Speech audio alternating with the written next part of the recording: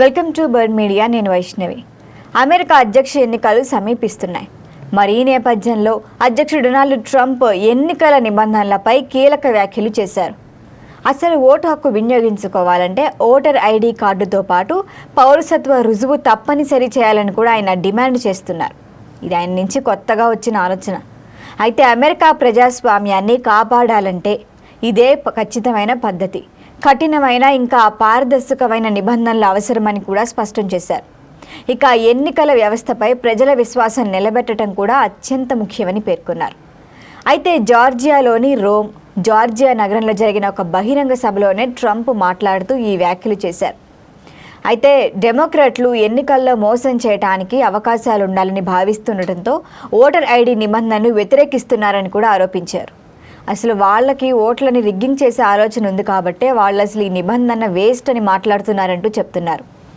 Voter ఐడిని కూడా జాతీయ అహంకారంతో ముడిపెట్టడం తగదు. ఇది సాధారణ పరిపాలన ప్రక్రియలో ఒక భాగం మాత్రమే అని గుర్తించాలని కూడా అన్నారు ఆయన. ఇక అమెరికా ప్రజల్లో 95% మంది ఓటర్ ఐడి నిబంధనను మద్దతిస్తున్నారని కూడా పేర్కొన్నారు ఆయన. మరి అదే సమయంలో మెయిల్ ఇన్ బ్యాలెట్ ఈ విధానంపై కూడా ట్రంప్ తీవ్రంగా విమర్శలు గుప్పించారు.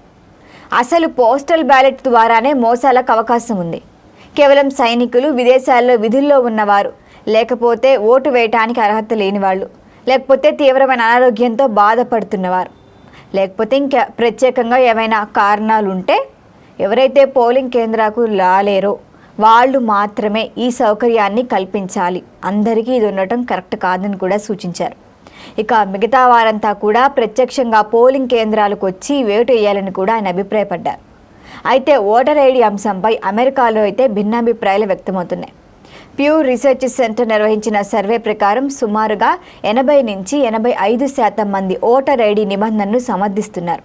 మిగతా వాళ్ళు సమర్థించట్లేదు. ప్రజాస్వామ్యంలో పారదర్శకత కోసం గుర్తింపు ధృవీకరణ అవసరమే అని కూడా భావిస్తున్నారు వాళ్ళు. మరొక వైపు దీనిపై పౌర హక్కుల సంఘాలు మాత్రం ఈ ప్రతిపాదనపై ఆందోళన వ్యక్తం చేస్తున్నాయి.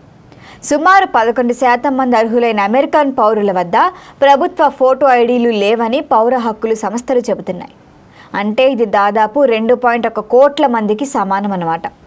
వీరిలో ఆఫ్రికన్ అమెరికన్లు, లాటిన్ అమెరికన్లు, ఆర్థికంగా వెనుకబడిన వర్గాలు అధికంగా ఉన్నట్లుగా కూడా నివేదికలు సూచిస్తున్నాయి. మరి ఈ నేపథ్యంలో ఓటర్ ఐడి తప్పనిసరి చేస్తే సామాజికంగా వెనుకబడిన వర్గాలకి ఓటు హక్కు వినియోగంలో ఖచ్చితంగా ఇబ్బందులు తలెత్తొచ్చని డెమోక్రాట్ల వాదన. అయితే ఎన్నికల హక్కు రాజ్యాంగ పరిరక్షిత హక్కు కాబట్టి దానిపై కఠినంగా నిబంధనలు విధించడం వివక్షకు దారితీస్తుందని కూడా అంటున్నారు. ఇక గత అధ్యక్ష ఎన్నికల ఫలితాలపై వివాదం నెలకొన్న తర్వాత జార్జియా రాష్ట్రం అమెరికా రాజకీయాల్లో కీలక కేంద్రంగా మారిపోయింది. ఈ నేపథ్యంలో అక్కడి సభలో ట్రంప్ చేసిన వ్యాఖ్యలు మరింత ప్రాధాన్యం సంతరించుకున్నాయి. మరి రాబోయే ఎన్నికల్లో ఎన్నికల పారదర్శకత, ఓటర్ హక్కులు, భద్రతా ప్రమాణాలు ప్రధాన చర్చాంశాలుగా మారాయి. మరి ట్రంప్ ప్రతిపాదనలు ఎన్నికల ప్రచారంలో కీలక అంశంగా నిలిచే అవకాశం కనిపిస్తోంది.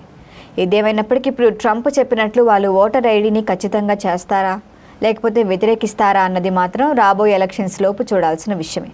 దీనిపైన మరిన్ని అప్డేట్ల కోసం చూస్తూనే ఉండండి బర్డ్ మీడియా.